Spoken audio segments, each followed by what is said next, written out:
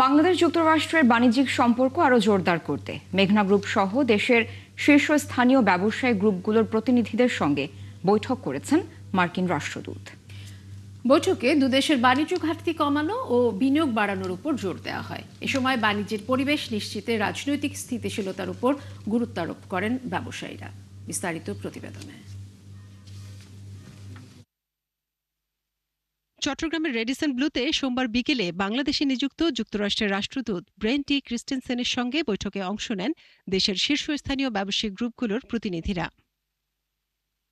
বৈঠকে মেঘনা গ্রুপ সহ 5টি শিল্প প্রতিষ্ঠানের উদ্যোক্তাদের সাথে বাংলাদেশে বিনিয়োগ বান্ধব পরিবেশ, কৃষি শিল্প খাতে সম্ভাবনা ও যুক্তরাষ্ট্রের সঙ্গে বাণিজ্য সম্প্রসারণের বিষয়গুলো নিয়ে আলোচনা হয়। বৈঠকে মেঘনা গ্রুপের চেয়ারম্যান মোস্তফা কামাল বলেন, বাংলাদেশ ও যুক্তরাষ্ট্রের মধ্যে দীর্ঘদিনের বন্ধুত্বপূর্ণ সম্পর্ক আরও শক্তিশালী করতে উভয় দেশের যৌথ উদ্যোগ দরকার।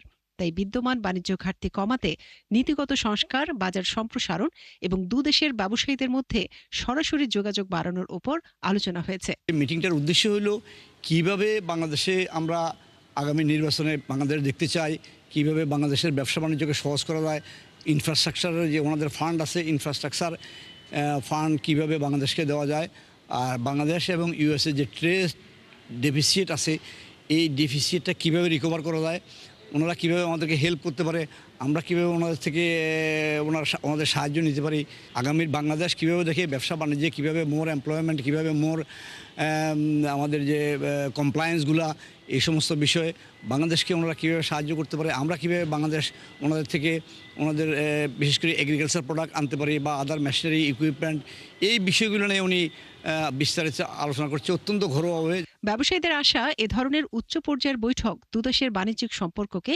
নতুন উচ্চতায় নিয়ে যাবে। বাণিজ্য সম্প্রসারণে দেশের স্থিতিশীল রাজনৈতিক পরিস্থিতির ওপরও জোর দেয়া হয় বৈঠকে। অ্যাম্বাসিডারের সাথে আমাদের যে ট্রেড যে ইয়াটা আছে, ভেরিয়েশনটা আছে, এটাকে আমরা কিভাবে বাড়ানো যায় ওই জিনিস নিয়ে আমরা কথা বলেছি। ডিউ টু ইউএসএ থেকে আমাদের এক একটা শিপ আসতে আমাদের 45 দিন লাগে, আর ব্রাজিল থেকে আসতে 27 দিন। তো ওই জায়গাটাতে উনি আরও কিছু কাজ করবে। কি গ্যাপস আছে, এই গ্যাপসগুলো কীভাবে আরও টেকনোলজি দিয়ে এবং পলিসি দিয়ে কীভাবে সাহায্য করা যায়। আমাদের যেহেতু পোর্টের ট্রাফিক আছে, আমরা যেহেতু ইম্পোর্টেড কান্ট্রি, প্রচুর ইম্পোর্ট করতে হয়, তো পোর্টের ট্রাফিক কীভাবে দূর করা যায় আর পলিসি লেভেলে কীভাবে হেল্প করা যায়, এসবই টুকটাক আলাপ হয়েছে। কূটনৈতিক সম্পর্কের পাশাপাশি অর্থনৈতিক সহযোগিতা জোরদারের এই উদ্যোগ বাংলাদেশ যুক্তরাষ্ট্র সম্পর্কের নতুন দিগন্ত উন্মোচন করবে বলেই মনে করছেন সংশ্লিষ্টরা।